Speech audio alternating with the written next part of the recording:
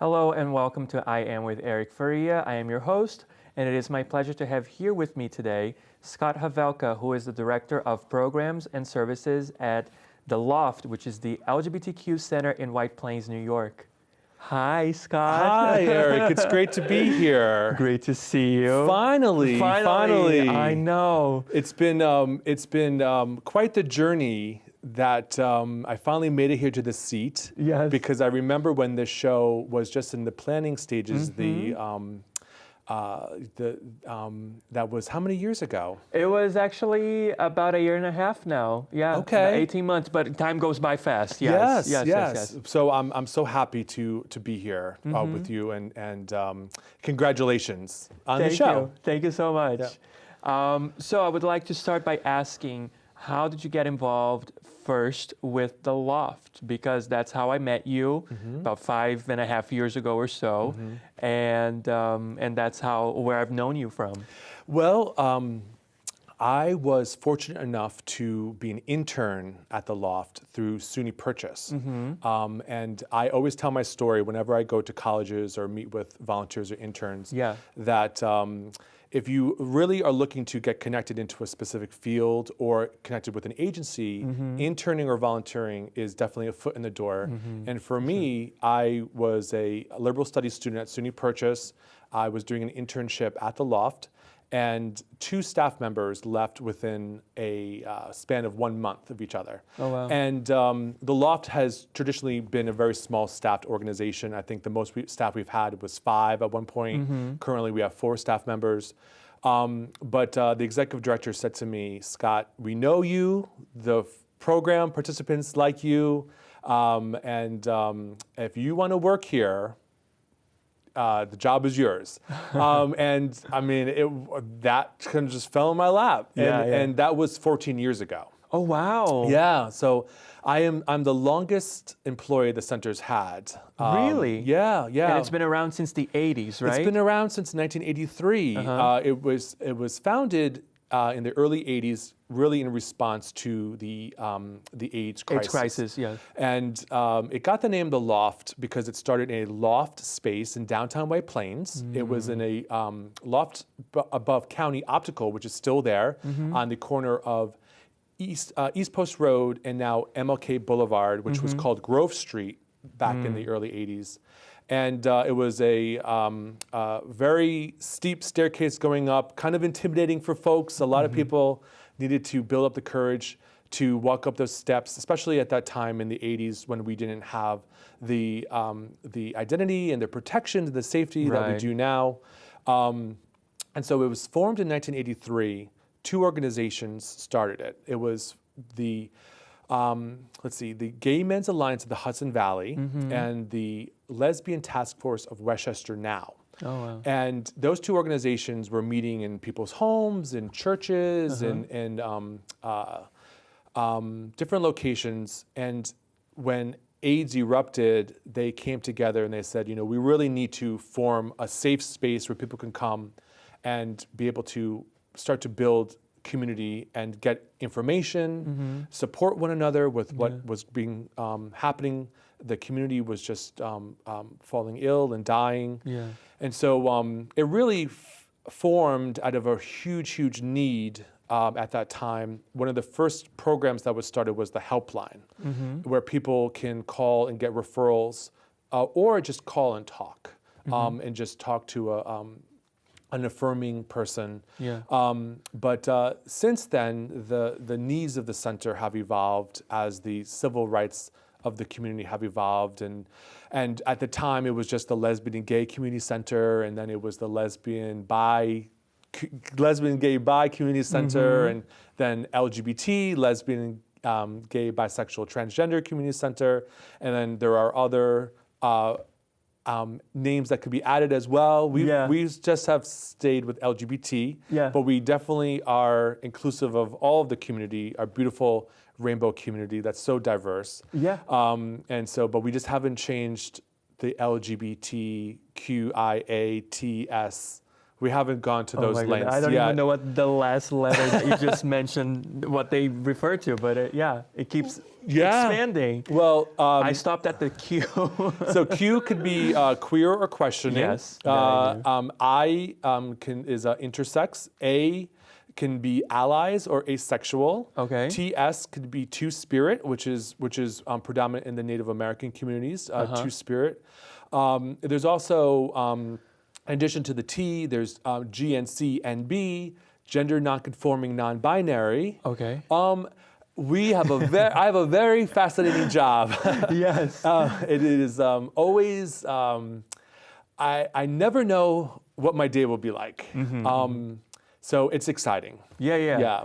So what are some of the services that the center offers? Because it is the only one in Westchester County, correct me if I'm wrong, right? It is the only LGBT community center in Westchester County for adults. We are very fortunate also to have a center for youth called Center Lane. And the LOFT and Center Lane work very close together. Center Lane is a program of Westchester Jewish Community Services. And they provide programs and services for LGBTQ youth ages 13 to 21. The LOFT provides programs and services for 18 and over. And so our programs fall under pretty much four main categories: education, support, advocacy, and celebration. And we have over 40 different groups and events that we put on throughout the year. The majority of them are free. The majority of them are drop-in based, where people can just show up and attend. Some of our newest programs are, we have a group called the Rainbow Clubhouse, and that is actually for families. Families who have a child who is gender expressive or gender expansive or gender nonconforming. A lot of the families choose their own vocabulary. And that program meets once a month. It actually meets this Sunday. It meets the third Sunday of the month from 1 to 3 p.m. And the families come together. The siblings of the child who is gender expansive are welcome to attend as well. And then the parents have a support group in one room. And then Connected Classroom is a play group for the kids. And the kids can just be themselves. They don't have to be talking about gender. They don't have to be answering any questions. They just have a play group, an affirming environment. The parents, on the other hand, are the ones who are just talking to each other about how they're dealing with this aspect of their family, how they're being supportive, what they're doing for conversations with schools, conversations with other family members, relatives, what they're doing about play dates, how they're handling the fact that some of the kids are changing their name consistently and changing the pronouns they're using. And so we saw the need for this because there wasn't such a group in Westchester. And Center Lane's age starts at 13, and Rainbow Clubhouse, the kids are from 3 to 12. Wow, okay, so very young, yeah. Yeah, they are very young. And from our experience with the TGNC community, people have started to kind of connect the dots that something was not right about their gender around, some have said, the age of 3. Now, of course, they may not have been able to articulate and use language, but how they dressed, how they wanted to dress, how they wanted to wear their hair, the toys they wanted to play with, all are indications as to someone's gender expression. And so these kids are exploring. They're just being kids. And so there was a program in New York City called Stepping Stones. And it's run by PFLAG, Parents and Friends of Lesbian and Gays of New York City. And they have been doing this program for a number of years. And Westchester families were going to it. And the families approached the LOFT at the beginning of the summer. Would it be possible to have such a program in Westchester? And it's happened. It's wonderful. Nice. Yeah, so we've had now, this will be our third meeting. We have about 11 families who have been coming. And it's been a great, great resource for those families. And then we also have another families program called LOFT Families. And that is for parents who are LGBT. So the two moms or two dads or a mom and a dad, and then the kids all come together and they network and they have social groups. And we just started to do some events where the Rainbow Clubhouse families are interacting and meeting the LOFT families families, and it's been great. It's been really great to. The whole purpose of the LOFT is to bring people together and to create community. Yeah. Amazing. I mean, there's so much more to ask and talk about, so we're just going to take a little break. Okay? Oh, okay. Yes. So for everybody watching, I'm going to be back with Scott Havelka in a few moments, so stick with us. Oi pessoal, tudo bem? Aqui é o Eric Faria, espero que você esteja curtindo aí a entrevista. E hoje eu estou aqui para falar um pouquinho sobre comunicação com vocês. Parte do trabalho que eu faço como apresentador e produtor do I Am, tanto no podcast quanto no YouTube, é realmente a parte de me comunicar com as pessoas. Eu ouço histórias, eu gosto sempre de deixar uma gotinha, alguma coisa bem interessante para você aí que está assistindo poder colocar na prática na sua vida. E eu sou coach também, eu sou coach especializado em comunicação e sinergia já há quase 6 anos.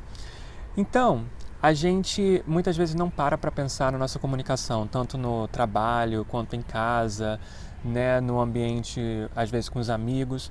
Como anda a sua comunicação? Parece que às vezes é muito difícil a gente chegar até o coração e a mente de uma outra pessoa, mas na verdade não é. Então, estou aqui para falar com você hoje. Se você quiser ter uma nova perspectiva sobre comunicação para 2019, abrir novas portas, tanto pessoal quanto profissional, eu gostaria de trabalhar com você. Então vá até o meu website, www.ericfaria.com. Lá tem as minhas redes sociais também, Facebook, Instagram, YouTube e o Twitter. E você pode entrar em contato comigo através de lá também. Então é isso, estou abrindo novas turmas, quero que você tenha uma melhor comunicação em 2019 e eu te espero lá.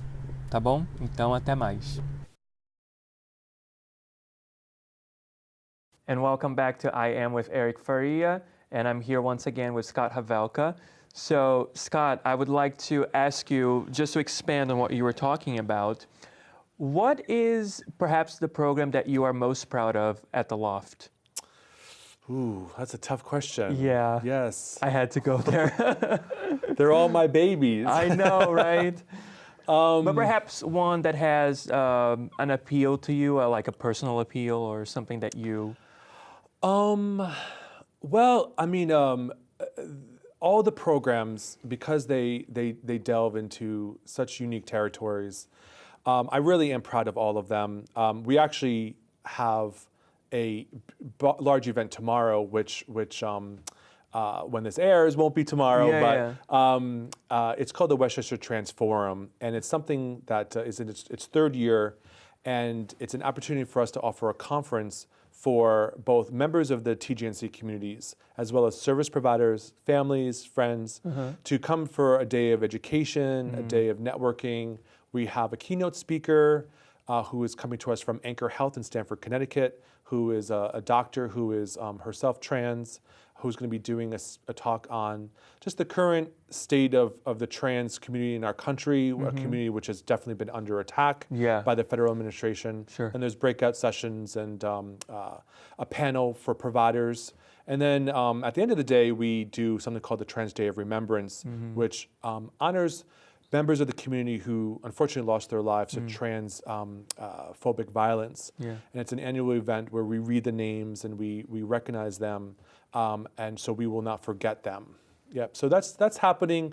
That's kind of consumed my day. So it's definitely a program that's on my mind. Yes. No, it's very, very important, especially now, as you said, which we are under this current federal administration. Yes. That has been attacking transgender people left and right. Yes. It seems like every day or every week there's something new. Yeah, and it's very unfortunate because I feel like it is using really a lack of understanding and knowledge to spread stereotypes, to use the community as a scapegoat, whether it be around bathroom access or around just proper use of changing forms, being able to change gender markers on birth certificates, and also protections in states around the country. Protections from being protected in your workplace, in your public accommodation, and in housing. There are many people who are involved with the center who years ago they transitioned and they lost their jobs. And at that time, they had no protections at that time. And so we're fortunate in Westchester County and in New York State. In Westchester County, we have protections for both sexual orientation and gender identity. And in New York State, in the law, we have sexual orientation protections Governor Cuomo did issue an executive order protecting the trans community. We're trying to get that into law so that, because executive orders can be reversed. Yeah. So we're working very hard. We're very excited with the outcome of the election, that the Democrats are taking the Senate majority, because the Republicans have not voted on a bill called GENDA, which is the Gender Expression Non-Discrimination Act. It has passed in the Assembly, I think, 9 or 10 times. It's never come up for a vote in the Senate. So we're hoping that with this new leadership in the Senate, that this will come up in Albany. It will come up for a vote and it will pass. And so that way, protections statewide for the trans community will be written into the law. It's so interesting to me that if you are not part of the trans community, you don't know about these things because perhaps you never had to face them. Privilege. Right? Privilege. Privilege, yeah. And I only knew that New York State didn't have protection for gender identity when I actually moved to Connecticut and I saw that they actually did. So I was like, and I lived in New York 12 years before that, and I had no clue. Yeah, it definitely is something that's very interesting, even within the LGBT community, not having a full knowledge of what the trans community goes through. And so that's why things like the Westchester Transform are so important, because it's a free event. It's taking place on a weekend, so people who work can go to it. And it has great workshops talking all about different aspects of the community, whether it be health insurance, whether it be the history of the community, advocacy. So it's really a wonderful event that we are expecting around 100 people to come to it. Nice. Yeah. That's very cool. So in terms of the services also that the LOFT offers, what are some of the biggest challenges that you have currently in Westchester County? So probably one of the biggest challenges is that we have is just capacity. As I mentioned, we are a very small staff. The LGBT community is a diverse community representing all different walks of life. So different socioeconomic status, race, ethnicity, all different. So that the challenge of meeting that diversity is great, and as much as we try through with our volunteers to offer so many programs, there's still always things that, for example, today we received a call from an attorney from New Mexico who was trying to relocate to the area to members of the community who were seeking asylum from Central America. Oh, wow. And they were actually able to get to New Jersey. And the reason they went from New Mexico to New Jersey is because the asylum courts in New York are much more progressive. Okay. And so the goal was to get them to those court systems that were more progressive to be able to really hear their case. And they were fleeing violence in their home countries. Yeah, in Central America. Yeah, so, but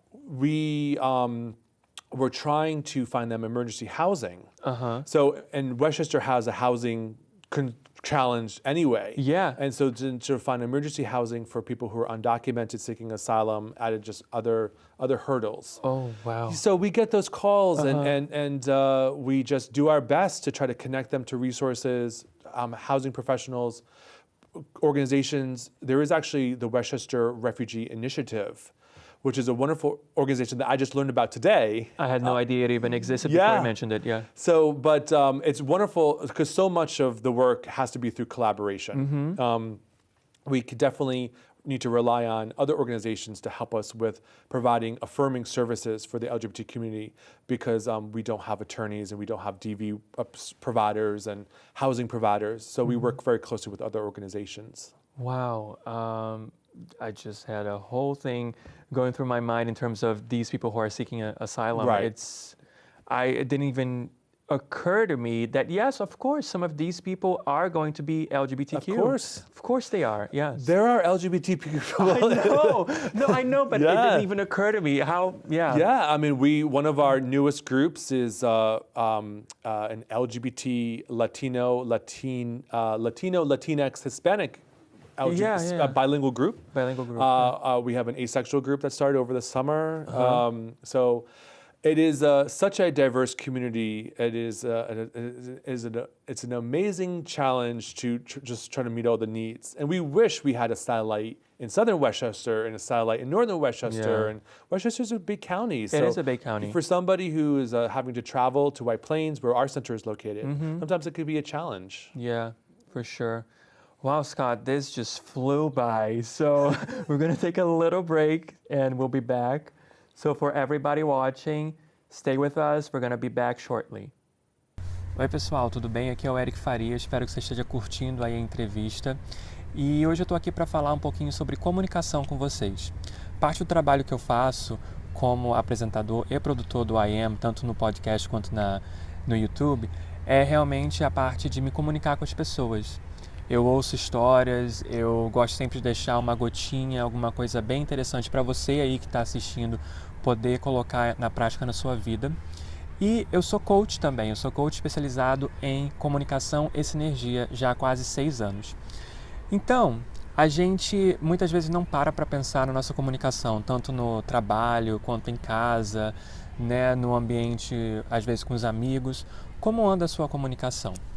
Parece que às vezes é muito difícil a gente chegar até o coração e a mente de uma outra pessoa, mas na verdade não é. Então eu estou aqui para falar com você hoje. Se você quiser ter uma nova perspectiva sobre comunicação para 2019, abrir novas portas, tanto pessoal quanto profissional, eu gostaria de trabalhar com você. Então vá até o meu website, www.ericfaria.com.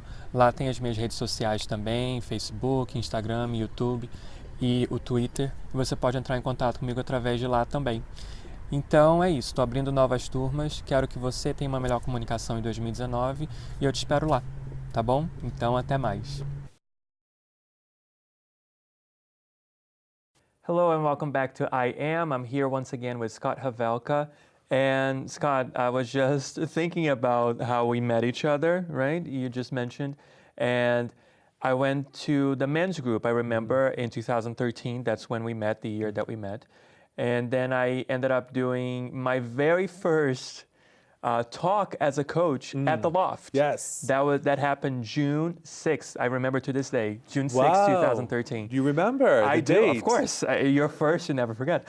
So I just thought it was so interesting at the time because I had never been to a men's group myself, and how it was an atmosphere where you could actually talk about different topics that, perhaps you wouldn't be able to talk to other people outside of that environment. Yeah. And the issues that we faced. I remember at the time we still didn't have marriage equality, for example. Yeah. And now it seems like it's ancient history, but it only happened 3 years ago, right? Yeah, wow. Yeah. I know. The groups at the LOFT follow a peer support model. And so we try to create a safe environment where people can come together and there's some common identity. And so for you, it was the gay and bi men's group. And we provide a space where people can find how they relate to one another. Yes.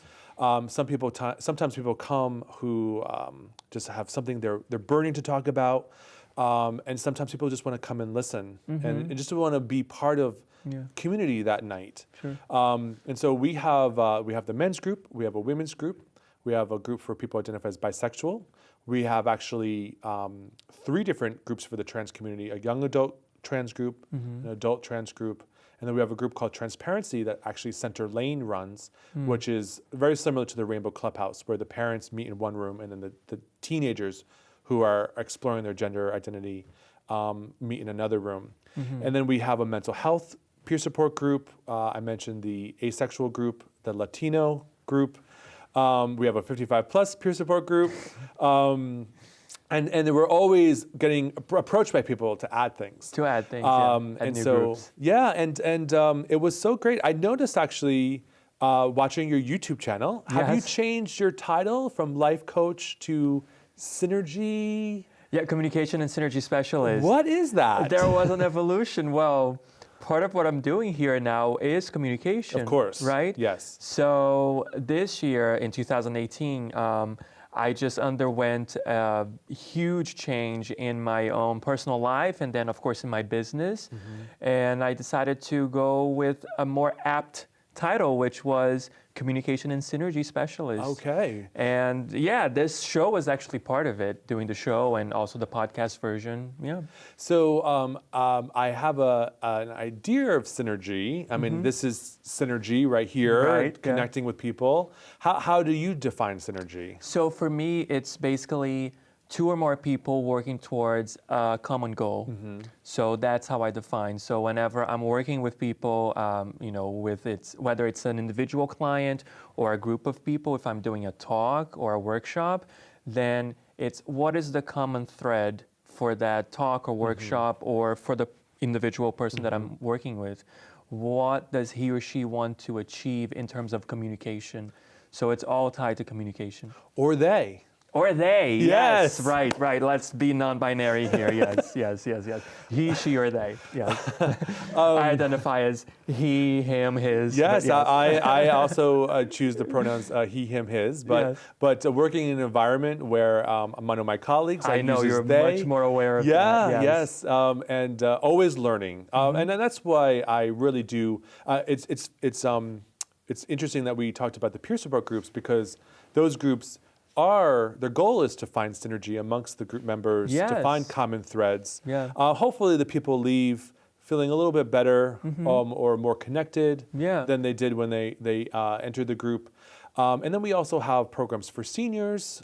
We have LGBT 55 plus program called Silver Connections. And then we have all social things where people can come together over common interests. So we have a writer's workshop, we have an artist group, we have a knitting circle, we have a walking group, we have out at the movies group. We have, I think, 3 different, people love movies. So we have a group where people go to the movies together. We have where people watch movies together at the center. Games night, which I think you probably have been to, games night. Yes, I have. Yes. Yoga, Pilates. So really anything where it's bringing people together to find synergy and common threads. Yeah, no, as you mentioned, yoga and Pilates, I remember that my very first guest on this show, Regina, she actually provided service for you guys once. Yes. Regina Arabia. Yes, exactly. Yes. Wow. I was in many, did many poses under Regina's instruction. Yes, she was wonderful. in our pilot for I Am. Oh, really? I know, it seems like a long time ago, but it was only about 18 months ago. Yes. She was wonderful, and she does amazing work, not only with yoga, but aromatherapy practices, sound healing. I've gone to some of her sound healing sessions and talk about meditative and just kind of reaching another realm of consciousness. And I remember just mentioning to her at the center, she didn't even know that the Loft was in White Plains and that it existed. And I said, and they need people who will do this type of work. So we got Regina through you? Yes, that was through me. Oh, wow, okay. Now it's coming back to me. Well, and let's go back even further.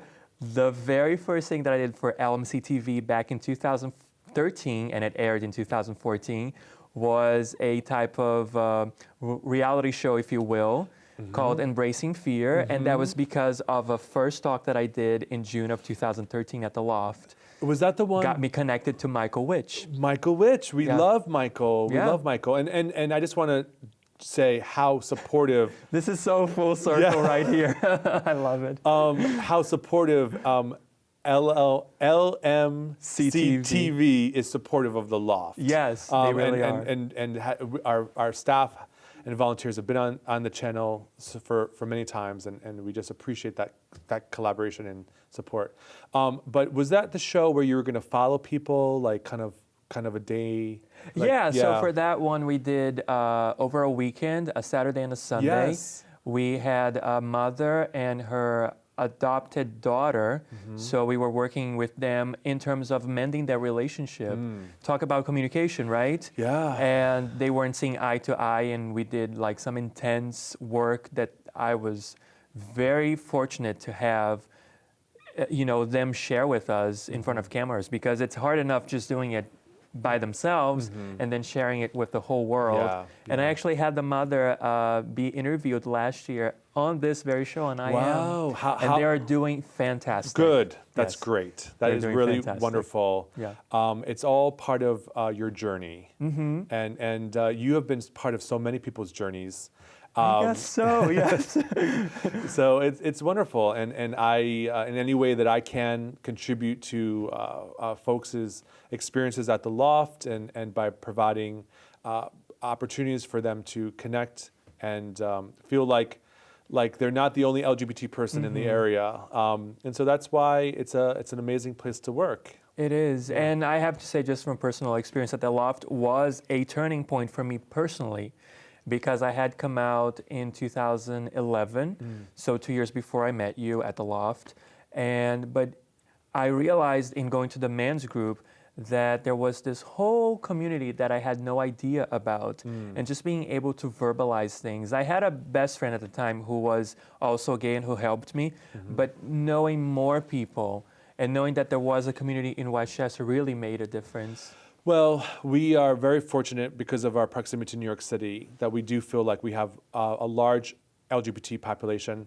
Our website is loftgaycenter.org. We actually have a sister site that we launched last year called lgbtlifewestchester.org, Oh, nice. but not only promotes the Loft's programs and services, but also the programs and services of Center Lane, of PFLAG Westchester, of GLSEN, LGBT AA groups around the county. If there's any productions that are happening that are LGBT themed or related, we try to get those on our calendar. We also have job opportunities, volunteer opportunities, casting opportunities, and Nice. research opportunities, all posted there for the community, as well as a whole section of resources where people can get PrEP or PEP, people can get connected to nonprofits that are LGBT affirming. So that's a great resource for people who are looking to find something, a service or a program in the local area. Amazing, Scott. I thank you so much. Thank you, Eric. For being here today. Finally. Finally, Yes. I know, yeah. It was my pleasure to have you. Thank you. Thank you for all the work that you and the Loft do for the community. Right back at you. Thank you. Thank you. So, for everybody watching, thank you so much. I hope you enjoyed our conversation, and we're going to be back next week with a new episode. I'll see you then.